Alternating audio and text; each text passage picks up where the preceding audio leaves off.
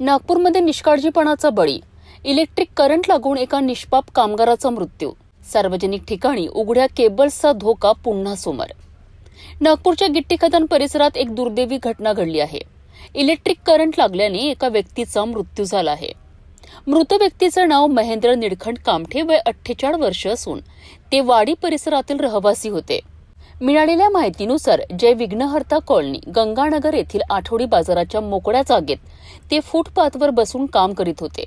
यावेळी त्यांच्या हाताचा स्पर्श जमिनीखाली गेलेल्या इलेक्ट्रिक केबल्सच्या जॉईंटला झाला आणि त्यांना जोरदार करंट लागला. या धक्क्यामुळे ते तात्काळ बेशुद्ध पडलेत. स्थानिकांनी त्यांना तातडीने मेयो हॉस्पिटलमध्ये दाखल केलं, मात्र डॉक्टरांनी तपासून त्यांना मृत घोषित केलंय. या घटनेनंतर परिसरात एकच खळबळ उडाली आहे. उघड्या आणि असुरक्षित केबल्समुळे नागरिकांच्या जीवाला धोका असल्याचा मुद्दा पुन्हा ऐरणीवर आला आहे.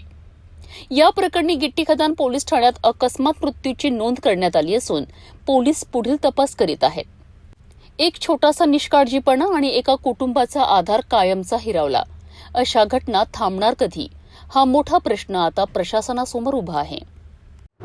गंगानगर या परिसरामध्ये आठवडे बाजार असतो. त्या आठवडे बाजारामध्ये मोकळ्या मैदानामध्ये संध्याकाळच्या वेळेला रात्री 10 वाजता एक भाजी विक्रेता एका पोलच्या शेजारी, इलेक्ट्रिक पोलच्या शेजारी बसलेला होता.